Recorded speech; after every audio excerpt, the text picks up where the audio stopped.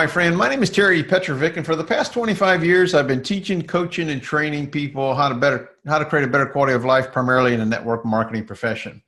You know, today I've created a lifestyle that most people can only dream about, but I have to tell you, it hasn't always been that way. I've certainly had my ups and downs, and I've come to realize that success and prosperity have a lot to do with our philosophies, our programming at the conscious and even unconscious levels.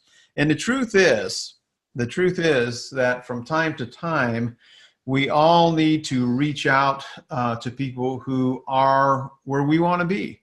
A great question I ask people often is, why is it that some people have massive success while you or others might be struggling? You might be stuck. Well, I've created a series, and the series is called Prosperity and the Mentors. And what I've done is I've gotten some of the best people around the world, some of the most successful, prosperous, abundant people who've created a lifestyle that is at the top half of 1% of the people on the planet. I mean, just really high quality, amazing people. Now, my intention here is to take you behind the curtain so that you can kind of learn a little bit about their habits, their tools, their philosophies, how they handle the challenging times, and what they did to create the success and the prosperity that they've actually created in their life. Now, my guest today is a graduate from Angelo State University in Texas. She's got a double degree in business administration and kinesiology, but her career took a sharp turn when she became a top distributor of her network marketing company and just created massive success. Well, today she's got vast experience of our industry, and her in the trenches experience has really equipped her to really help single parents, stay-at-home moms create the quality of life that they want around their family. And she has a very unique way of making the complex sound simple and how to bring products to the marketplace, which at the end of the day, our compensation is based on our ability to bring people and products into our products and opportunity. Well, she's developed some amazing trainings.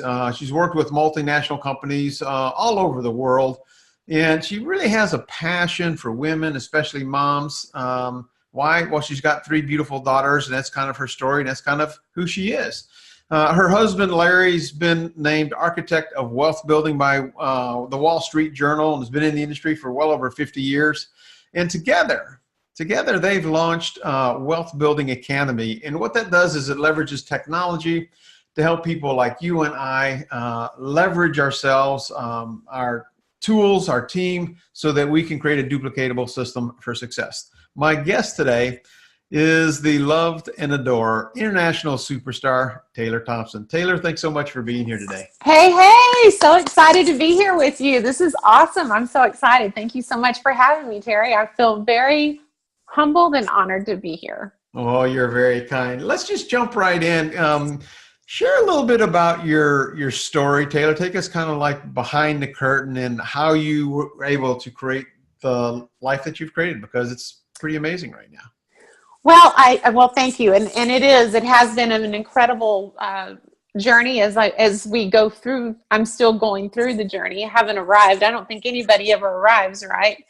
But I started out in this industry. I mean, people call it profession. I call it industry, but I started out with not ever thinking I could be a leader or a, top earner. That was never the goal. That was never the thing for me. What really drove me was, as you said, I did graduate from college and I had high aspirations to be in business for myself. But after I found myself with a brand new baby, as most moms would probably agree, the things that you thought were important are no longer as significant as they once were, And I don't know if dads really feel that way, but I can just speak for moms that, our whole mindset shifts. This a paradigm shift that takes place. And so for me, I was wanting the proverbial mom care versus daycare. And I was looking for something I could do from home that I could make an extra $800 a month. And that was, to me, that was equivalent to me working full time and then paying for daycare. So if I could net $800, that's where my break even point was. And that was my contribution that I wanted to make to my family. And so I tried a lot of crazy things. Now you have to understand that I go back 25 plus years before internet, before cell phones, before social media, before any of these great technologies that a lot of people have today that they can take advantage of and leverage. I didn't have those things. And so I was answering ads in the newspaper, where ads were, work from home, stuffed envelopes. I don't know if you know what I'm talking about. Some people maybe listening has no clue what that looks like. But I tried a lot of different things, stuffing envelopes and, sent off for this work from home kit and in between all of these things that weren't working, that I was paying money for to get these things in the mail to make money from, only to find out it was a scam or whatever. I was answering other ads, and in the midst of answering these ads, they happened to be, and I don't know if I can mention any names of companies here, but I guess I'll keep it generic. But it's, I answered this ad of this health and nutrition company, and I was like, I'm not interested in that. I don't want to sell anything. Famous last words for most networkers. I don't want to sell anything, and I'm not interested. And so I went through these, it's interesting is that whenever you go through something or whenever you have experiences, and as going through all these negative experiences of having this and that not working and this and that not working, how your perception starts to change. And how you start to see things from different perspectives as you walk through the process. And so that's exactly what happened for me. And after being exposed to this health and nutrition ad, it was like the fourth time I'd answered this same ad, same company, same product. But there was something that different that took place for me. And that's really where my journey really took off. And that was is that they told me a story. They told me a story about a couple that lived. Now, I'm a West Texas girl, born and raised here in Texas, West Texas, bred. And so where I lived in this town, I lived in the panhandle of Texas, and there was this little bitty town of about 15,000 people, not very far from me, that this couple was making $10,000 a month.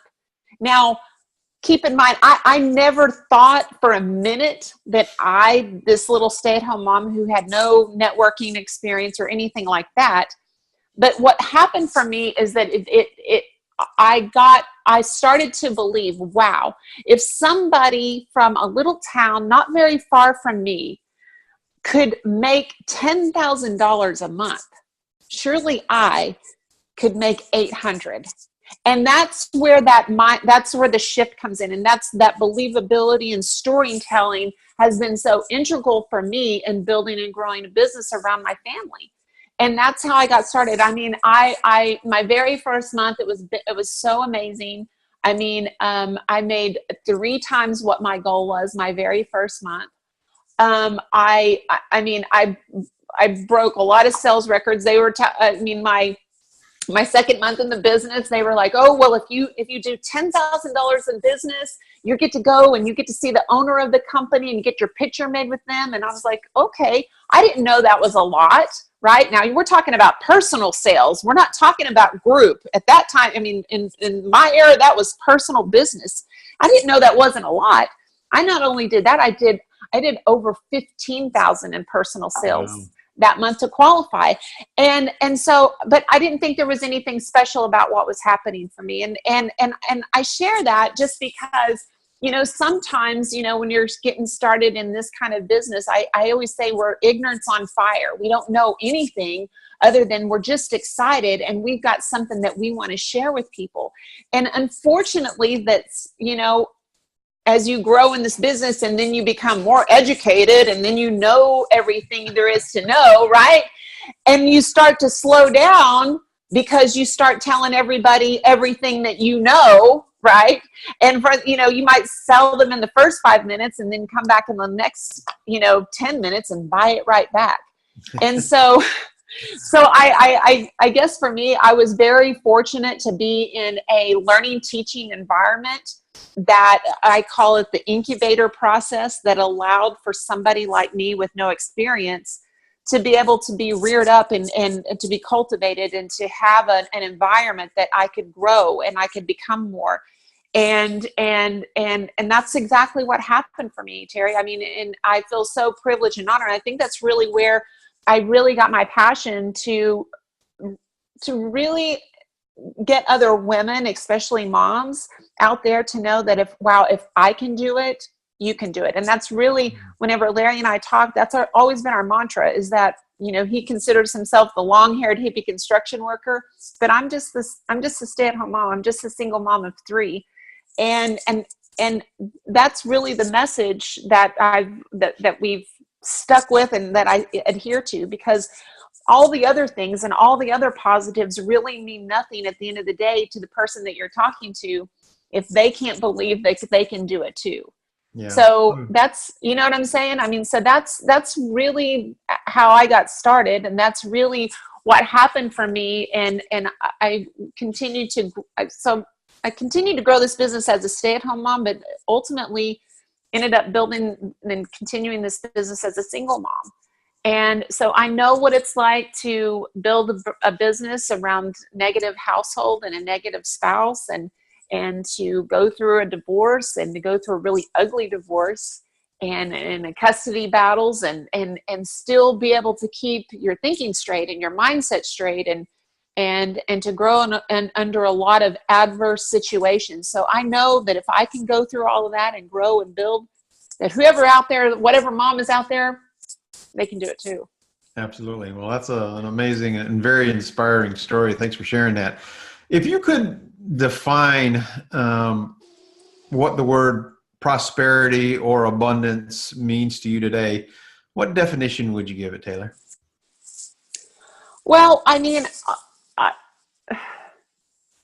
it's very interesting, because I think that, you know, for me, the more money that I've made over my lifetime, that definition has definitely changed.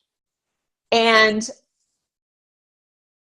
because at the end of the day, the money is only the result, and it's only the result, and it's only a measuring stick as to how many people you've served.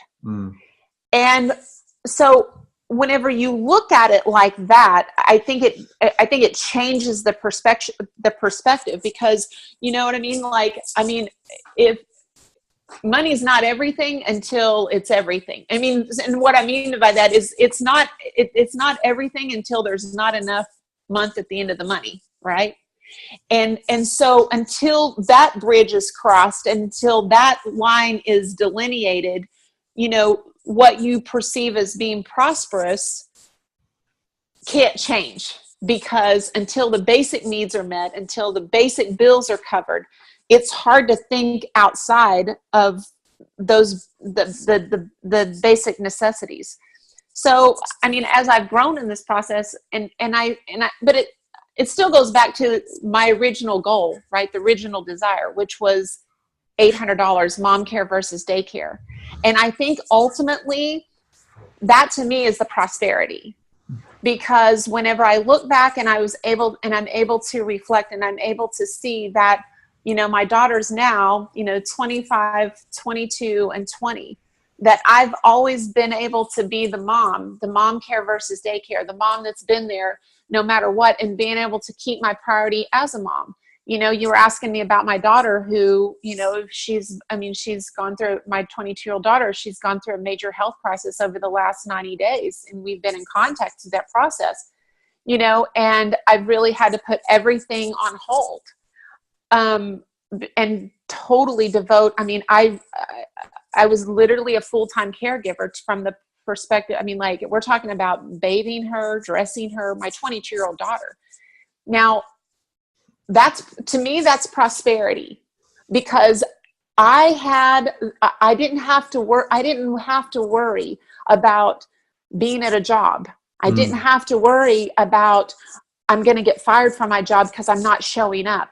I was able to table anything that I had going on my schedule and push it off and totally put my focus with my daughter. That's prosperity. And it still comes back to mom care versus daycare, right? It still comes back to that same mindset. Even though the goal of $800 has changed and that's shifted, it's still the same mindset of the priority is still about the family. The priority is still about my children, no matter what age they are. And so I feel very fortunate, very blessed, right, to be able to say that, because that right there, I mean, there's so many other moms that maybe their child's going through something. They don't have the luxury of being able to do that. Right. Right. So I think for me, that is the definition of prosperity.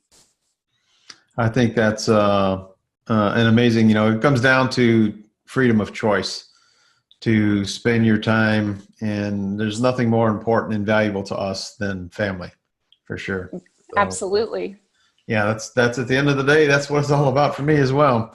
If I'm curious, do you have or have you had any sort of morning rituals, evening rituals that, you get up in the morning, your feet hit the floor, and, I'm talking about when you were in the mode of building your businesses that kept you on track or anything like that? Yeah, absolutely. Well, so this is a very interesting journey. And so, and I'm going to go back to, keep in mind that I was raised, West Texas, and I was raised, very blue collar family. Now I did go to college but it's interesting that I really don't feel like I got my life degree until I got out of college, and I will definitely say that network marketing is probably the best degree, life skills degree that I could ever achieve. Right. And what I mean by that is because, I remember whenever we started in this business, I was always told, Jim Rohn. Now I was fortunate enough to be like in rooms with Jim Rohn and, on retreats with Jim Rohn and sit down and speak with him personally and have that kind of, role models that I was surrounded by. But, they always said, well, if you work harder on you than you do your business, the business always manifests. And I was like, what the heck are they talking about? Like what does that even mean? Right. But so, and I was like, okay, so I'm going to work on myself, but like, what am I doing? How do I work on myself? Right. I didn't know what that meant. And at the same time, I was going through a spiritual journey and so what I was finding is that whenever they would give me these business books to read, how it was paralleling with my Christian walk and my walk with the Lord, and how you're thinking and what are you thinking and what are you saying, and how all of the languages paralleled. And so one of the best books, and I still have it to this day, and I still refer to it to this day. It's a book by Joyce Meyer, and the name of the book was Me and My Big Mouth. The answer is right under your nose. And I was so attracted to that book because I was like, my mouth was always getting me into trouble because I'm very black and white. I'm very outspoken. I'm very, out there. And I'm like, oh my gosh, that's my book. And I started reading it and I couldn't put it down. And it was so amazing because it was one of those things that I'm like going, now I can really think about what I'm thinking about. I can think about, and I started going in this journey of like, whatever I'm putting in my brain, it's coming out of my mouth.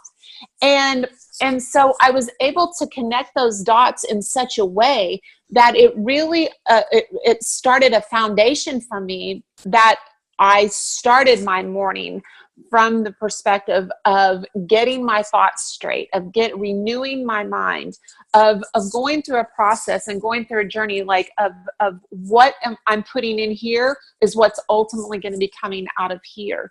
And your thoughts becoming words, and your words becoming your action, and your action becoming your habits, and your habits becoming your character, and your character becoming your destiny.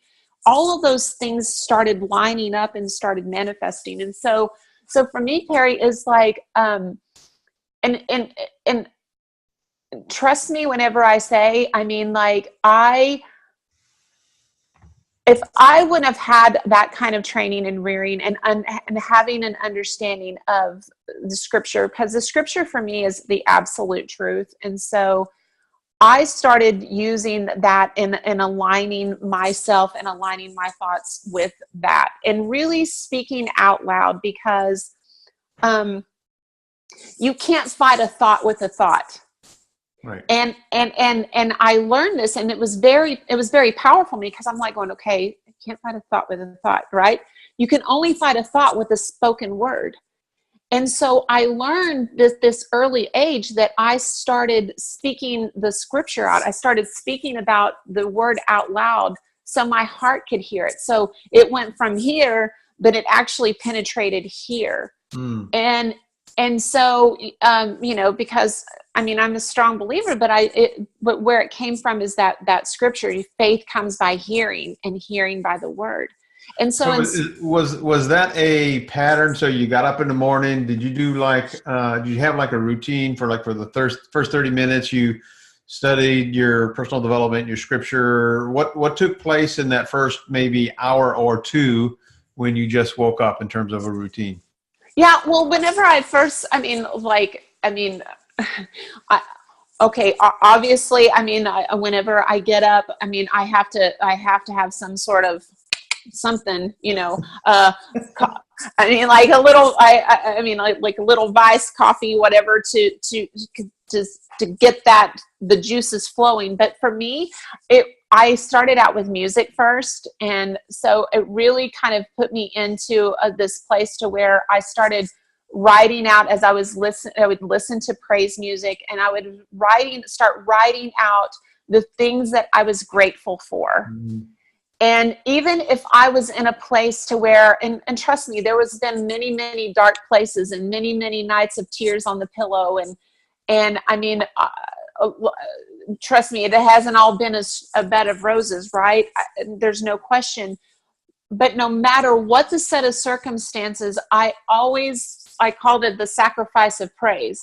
Like, no matter what my set of circumstances, I always was thankful that it wasn't 1 degree worse. Right? Because it could always be worse. Yep. And so I would always start out with what am I grateful for? What are the things that I'm grateful for? To the point, to even the littlest of things, of having running water, being able to take a hot bath. That sounds so maybe insignificant, but whenever that's something to be thankful for. So that's how I started. And then I would start going into, reading the scriptures. Like I had personal, like I would take scriptures that were relevant to what I was going through.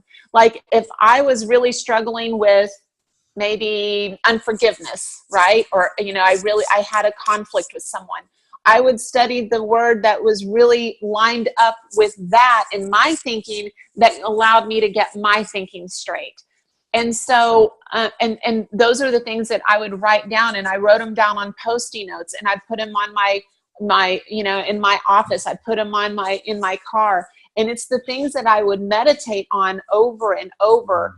And whenever I say, not just in my mind, but speak them out loud. And so whenever the negativity would come in, and it always comes in no matter what, and even to this day, it is something that I practice this day, that I have my favorite things, my favorite scriptures, the ones that I hang on to that really resonate with me. And I say, you know what, that's not what I line up with. This is what I choose to line up with this in this moment. And going back to just being thankful and grateful for, and just praising where the good things that are happening in my life, and choosing to focus on those things. So, I was always taught, what you focus on the longest becomes biggest. And so it's changed. And Larry and I, whenever we talk from, we call it an 80, 15, and 5 rule. And I don't know if you've heard us talk that before, Terry, but 80, 15, and 5, and one of our friends, Ron Henley, I don't know if you know him, but he deems it the Thompson rule. And we talk about this 80% of your business will be people that want to make an extra $500 to $1,000 a month, right? But 80, 15, and 5 becomes a different perspective whenever you think about it like this. And this is the way, whenever I've got something, especially like a set of circumstances or maybe a relationship, what happens is that whenever you're in a relationship with someone or something or a company or whatever that is, 80% of that you absolutely love. Let's just say you and I were friends, and 80% we're great friends, and 80% of our relationship I absolutely love, right? And there's 15% of that that's maybe a little questionable, like, I don't like it when Terry does this, that's kind of annoying, right? And then there's 5% that you're like, oh my gosh, that gets on my last nerve, right? And so what happens is, and this is with everything and with every subject matter, if you think about it, whenever you're in the 80%, you're in the love phase, right? You don't think about the 15 and 5. But what happens whenever you start to shift your focus and you start, if you do something that gets on my nerves that day, and I start to say, man, that's someone, he kind of does, he's been doing that a lot lately, right? I don't like it when he does that, so therefore you've shifted your focus off the things that you love and you're grateful for and you're thankful for to the things that you're kind of questioning, right? Mm-hmm. So your mindset's different. You think differently. I'm thinking differently about you because I'm thinking about the things that are kind of annoying to me, right? Well, then the next day you do that one thing that just gets on my absolute last nerve, right? And so I move out of the 15 and now I've shifted my focus on the 5. And so all I'm doing is just meditating on all the stuff that I'm so annoyed by you. And if you think about that, how many relationships have been destroyed? Or whether it's a relationship with a person or a company or your boss or whatever that is, because you're looking at the wrong thing. And so whenever we stay in practice of looking at the things that we're grateful and thankful for, no matter what the set of circumstances are, and it keeps you out of the 15 and the 5, even if you go briefly to the 5, if you just steer yourself back to the 80% that you love and why you chose to be in this relationship or why you chose to use this product or why you chose to join this company, it changes everything. That's powerful. That's powerful. Let me ask you this question. Over the years, has there been a gift or a book that you find yourself sharing with people? Yeah, it's that book, Me and My Big Mouth. I got to get the book. I got to get the book. You got to get the book because here's the thing. I mean, if you think about it, if it's the answer is right underneath your nose, doesn't that apply to everything? Yeah. And it's so elementary in the way that she writes. And I don't know if you know anything about her. She's got an amazing, amazing testimonial that she was sexually abused by her father growing up. Her mom knew, and how God just totally transformed her and her life and used that of her life and how he taught her to walk through that process. And so it's one of those things that I shared with you early on. I mean, because I walked through a very similar childhood circumstance and an abusive marriage situation. And so I always look at her and I'm like, wow, if she can overcome like that, I can too. And that's the way I see business. That's the way I see whenever you share stories. If they can, I can. If I can, you can. Yeah, that's cool. Has there been a purchase for $100 or less in the last 6 months, Taylor, that has impacted your quality of life or your thinking in any way? Oh, goodness. The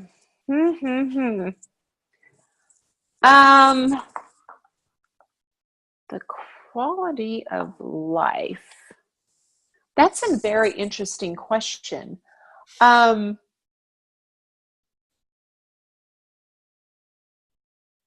mean, that's really kind of a loaded question, actually, because I'm a big advocate. I love to read, and I'm notorious for reading 3 to 4 books at the same time.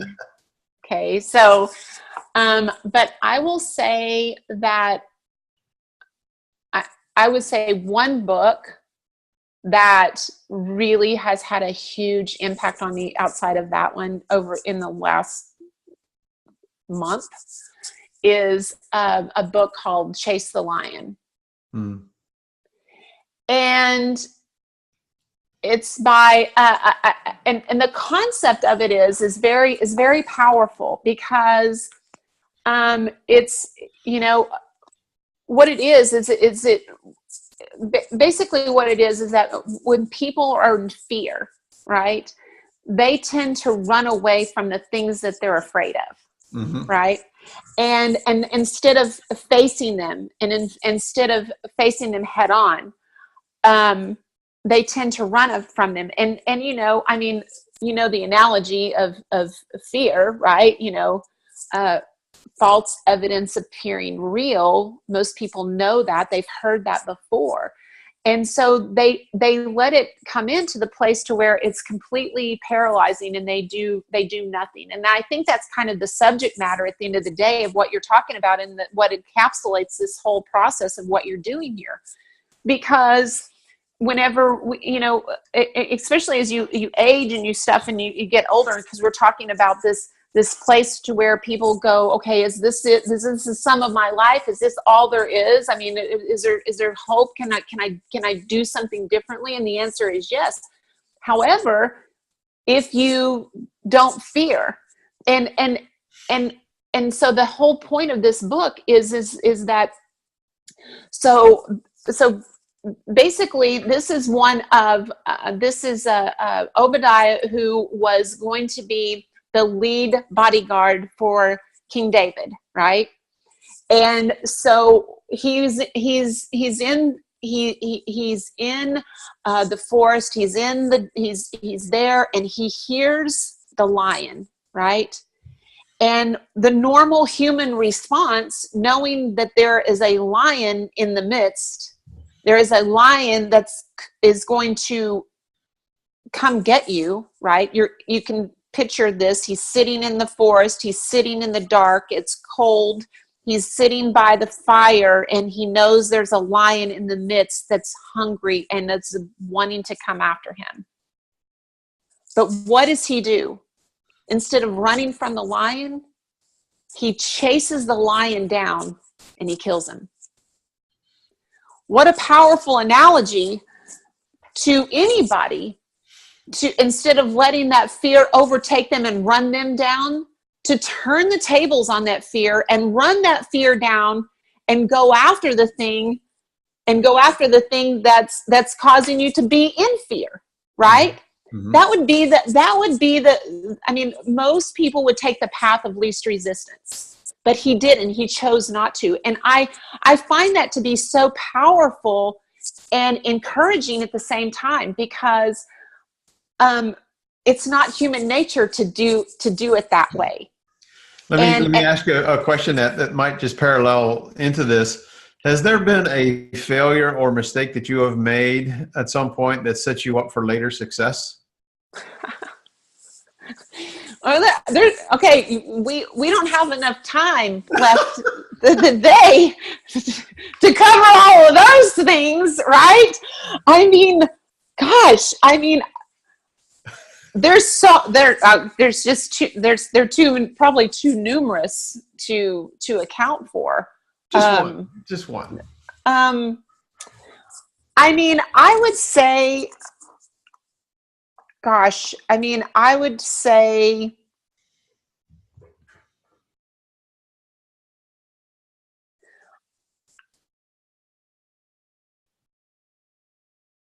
God, probably the biggest one I would say the biggest one for me, and this one is very personal. And it's really not business related, but it does play into the business, and it does play into who the person that I've become. Okay. And that's learning this.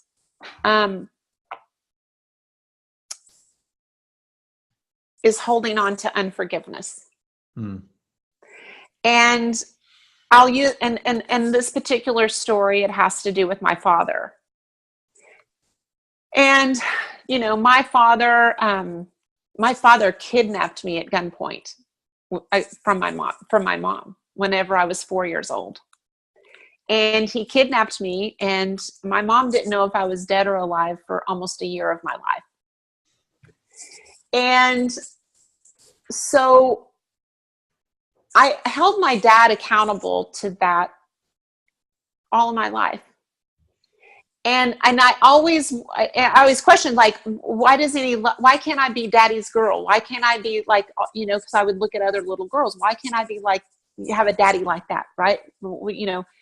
And it was only after I had my own children, and there was a conversation that took place, and I'm at this point, I had just turned 40. And this conversation we're having, and it was like this whole reveal to me came, that I was holding my dad accountable to something that he never had the capacity for. That I held him to this unforgiveness, and I held him to a standard that he wasn't capable of making happen. He didn't have the capacity to hold for what I was, the standard that I was holding him to. He just didn't. And I thought, wow, I have been holding him to something that he never had the capacity to do. And I've been angry with him, and I've been holding him captive to that. And whenever I let it go, and I'm like, Lord, I love him. I'm going to love him where he is. I'm going to love him right where he is. And it was so freeing for me. And it was so, and I never had this, and unfortunately, I never was able to have this conversation with him because he died a week later. He had a sudden heart attack and he died. But I was very happy to be able to go through that, because it was a life lesson for me that I've been able to take to my children with their own father, right? And walking in forgiveness and loving people where they are. And accepting the relationship for what it is, and not having an expectation, because expectation is the mother of disappointment. It is. Yep. And so for me, I would say that lesson carried over because I held on to it for so long. But it's a life lesson that I've learned from greatly, that I've been able to pay forward and be able to relate to people on a whole different level, that, don't hold people to standards that they're not capable of. I mean, you're always going to be let down, right? And so I think that's probably the forgiveness is a huge thing that a mistake that I wish I would have learned earlier. Earlier. That's powerful. Thanks for sharing that. You talked a little bit earlier about meditation. How much is meditation and visualization played in your role of creating the quality of life and who you are today? I would say pretty much. I mean, at the end of the day, I would say pretty much all of it. I mean, and the reason I say that is because you move in the direction of your most dominant thought. And I learned from Larry. I learned from, Larry was my mentor, but if you've ever heard of, he's known all over the world in this space as with the Millionaire Training. And the Millionaire Training is what I grew up with in this industry. And one of the things that he talked about was the mental projector. And in the mental projector, you can always tell what somebody's thinking and because of what shows up on their screen of life, right? And the most powerful thing about the mental projector is that you have the capacity to change what's on your screen. You do.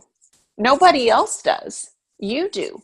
And so whatever's showing up in your life, you have to evaluate, is it been on your screen too long? Have you been thinking about these things, and now, now you become like this magnet. Now you're attracting all of these things that you've been thinking about and meditating on. Mm-hmm. And so I think I was very fortunate to learn how powerful your thoughts are and how what you're thinking about can show up in your life. And so the positive part of it is that if you don't like what's happening in your life, just change what's in the projector. Let something else show up differently.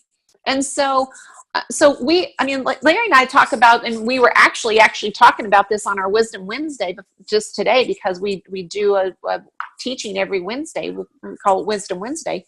And we were really literally talking about this very thing, that if you can just be 51%, right? One discipline affects the next discipline, right? And so you don't have to worry about and beat yourself up that your thoughts were in the trash can yesterday, but what are you thinking about right this minute? And if you can get through the minute with 31 seconds being on the positive end, you win, right? In the next hour, if it can be 31 minutes out of the 60, you win. And so it's one discipline affecting the next discipline, and it's not something that happens overnight. It's certainly something that you have to take control of, and you have to, it is a discipline. It really is. It really is. So if somebody feels stuck financially, they want to build online, but they're overwhelmed. Maybe they've lost a husband or a wife. Maybe they're 50 or 60 years old. Maybe they think their best times are behind them. They think their projector is looking dim. What's one or two action items, Taylor, that they could implement relatively easily that would help them change that film? Well, okay, so that's a really big, broad question. Well,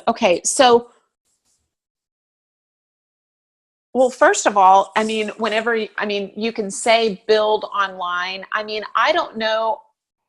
I would say in this space, I think that there's been a lot of hoopla, if you will, and a lot of people left on this dead on the side of the road, if you will, because I feel like our network marketing space has created such a divide for people in this arena that has made it seem like they're not good enough, that they don't have what it takes to be successful because they're not skilled in social media and they're not skilled in online marketing. And so I say something different, because at the end of the day, if you're in network marketing, if you're into business and you have a viable product or service, then Larry and I, we talk about it from a very easy track to run on, and we call it a use, talk, demo process. If you're using your product and service, right, and you find it of value, then you can talk. What are you going to talk about? You can talk about how it's impacted you. That's real simple to do. Anybody can do that if they believe in what their product or service is. And if they can demonstrate that, meaning whether it's taking the product or demonstrating a video or showing them a picture bigger than what they're just shared of themselves, anybody can do that concept, right? So it doesn't matter if you're online, you can do that offline, right? It only takes a little, it only takes some activity. See, the problem with, from my perspective, is that they've been beat up to think, I can't do that. I'm not good enough. But I'm here to tell you, you are good enough. You do have what it takes. If you've made it this far in life, you've got some self-discipline going on in your life, in some arena of your life. You've had some self-motivation in some arena of your life, or you wouldn't be sitting here. All it takes is to channel that same energy into something productive in an activity mode of sharing what you're excited about. And you don't have to be an online guru and spend all your time learning how to do that. Because if you can, let's just say, if you take this use talk demo concept and you go out and you get a new customer today, i.e. your neighbor, i.e. the waitress at the truck stop, whatever it is, and then you take it online and you share with your friends and family, oh my gosh, I just made $100. I just got a new customer and this is what happened to me. And they're like, what did you do? Right? So I didn't have to be a marketing guru or an online expert to be able to use social media and to use my online system. I just did what I know to do, and I leveraged it through technology, and anybody can do that. You don't have to know any, and you have to have any skills to do what I just said.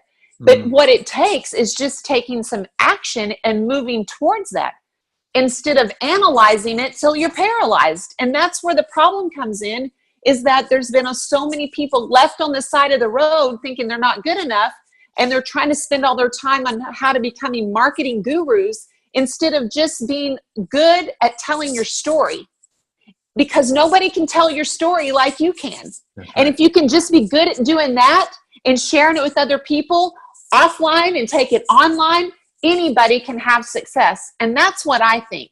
It's one win, celebrating one win, one discipline affecting another discipline. And it's that simple. Get out of your comfort zone. That's it. And take some action. Let's shift the conversation to a couple of lighter topics. Let's say you had the ability to send everybody a text message tomorrow morning about prosperity and creating abundance in their life. What would that text message say? Gosh, you're really putting me on the spot here.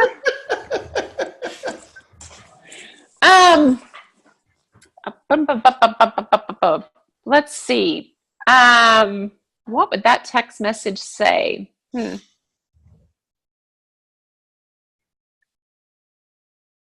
Well, I would probably say it like this. Now, are you talking about like a generic message, or are you talking about everybody on the planet, and it's your tweet, if you will, 140 characters, something relatively short that will help them create more prosperity and abundance in their thinking? Oh gosh.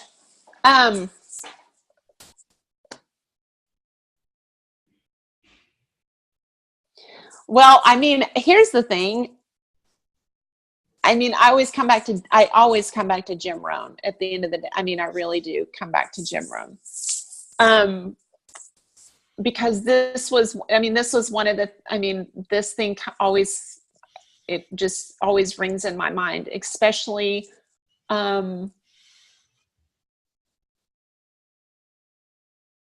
whenever I'm faced with something, right?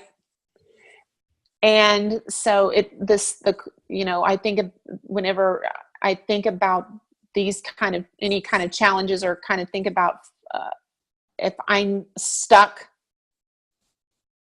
for things to change, you got to change. And for things to get better, you got to get better.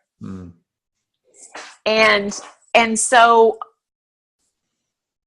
that would probably be my encouragement, because at the end of the day, everybody has to look in the mirror. And it's, because it's never about what other people have done to you or for you. At the end of the day, how are you going to respond? And because you are the only one that you have control over. You are the only one that has power over whether you're going to change or not change. And so, because a lot of times people want to change their set of circumstances, they want to change the people in their life, and they want to change this and change that, whenever that's not realistic. The only person that you can change in any of those equations comes down to you. Mm-hmm. And so that would be the challenging thing that I would, because that's thought provoking. For things to change, if you want your life to be different, for things to change, you got to change. Mm. If you want things to get better, then you got to get better. You got to do something different. So I would say that would be the thing that I would tell everybody. I love it. I love it. Okay, here's a fun question for you. Do you have an unusual habit or thing that you love? Do I have an unusual habit or thing that I love? Well, okay, so we have 6 dogs. So we are quite animal lovers. I mean, like crazy animal lovers, like all 5 of my dogs sleep with Larry and I. How about that? That's very personal, but we have a big value. But we have, all 5 of our dogs sleep with us. The 6th dog is my daughter's, but 5 of them sleep with us. So, I think a lot of people think that we're really kind of crazy whenever we talk about our dogs, but they're like my babies. They're like my family. Like, what kind of dogs? You have to share that. Okay, so we have. I'm like, how big a bed do you guys have? Yeah. No, so we have 2 schnauzers, and so they're like 18 pounds a piece. Mm-hmm. And then we have 2 Yorkies, which they're 5 pounds a piece. Mm-hmm. And then I have a little half Pom, half Yorkie, and she's 3 pounds. So, that's, I guess that's like the size of one big dog, right? If you think about it, so, the size of a lab, right? Yeah. And, so, but yes, we're quite the dog family. Now the 6th dog is one that we actually, she's like 45 pounds. She's like a lab. But she was, we rescued her. She had been hit on the side of the road. Somebody had hit her, and she was and we grabbed her up and took her in and had her surgically repaired. And now she's like part of the family, it's just so I don't know if that answers your question, but that's a perfect question. That's a perfect question. Did you have a mantra or something that you have repeated to yourself over and over the years as you were building your business that really helped you stay in your lane? Well, outside of for things to change, you got to change.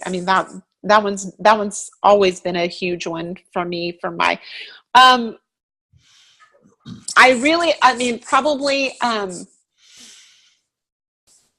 this one is really big for me too, because lots of times, people, you always hear this, okay, if your why has to be big enough to make you cry, and, all of this, this kind of stuff. And I think for me,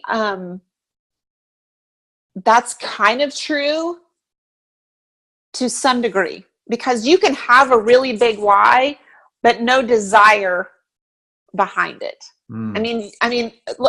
Whenever you talk, I want you to think about it. and people, distributors in fact make this mistake. And that is this, is that I could be talking to you and you're getting your house repossessed. You're in foreclosure right now. And you probably need this opportunity more than anybody else that I know of in my sphere, right? And I'm having this conversation with you. But at the end of the day, so you have a pretty big why, right? But how many times have we seen people say, oh, okay, they got a big why, but then they choose to walk away from the opportunity. They choose not to do anything about it. It's because they don't have a desire. The desire isn't strong enough. They're not willing to do what it takes to make a difference. For things to change, you got to change, right? I mean, there's no willingness behind that, even though the why is big enough. So the why, I mean, you have a big enough why that would make you cry. Would you agree? So that's not necessarily the answer, right? So what's that mantra? So the mantra is this: whenever the promise is clear, the price is easy. So see, because I mean, if you think about it like this, if your house is in foreclosure, you got a big why. But see, if the promise wasn't clear to you, if you don't see, I can do this, right? If you don't have believability that you can do what I've done, if you don't believe that you can do this business too, or that you can be a success in this business too, then the price isn't easy, right? Right. That's what it comes down to. So I would say that would be my mantra. I mean, everybody goes to the why, but I think it's deeper. I think it's different than that. And I think a lot of people have been kind of duped into thinking it does come down to that, you know, and I don't think that that's necessarily the case. Right. So I just have to say, Taylor, you're amazing. I just love your energy. I just love where you come from and where your heart is. Thank you so much for sharing your time and your wisdom and your experiences. If somebody wants to connect with you, what's the best way for them to connect with you? Okay, so they can connect with me definitely on Facebook. So we have Larry and Taylor. We have a fan page, a business page that we do Wisdom Wednesdays on. I'm certainly open to Messenger, but it's Taylor Thompson. If they want to reach out to email, it's taylor@larryandtaylor.com. We have a website, so it's larryandtaylor.com. So we're pretty easily reached. And, you know, I'm putting together, just so you know, Terry, I don't know by the time that you get this, you know, this information goes out, I'm going to be launching a women's group that's generic women's group.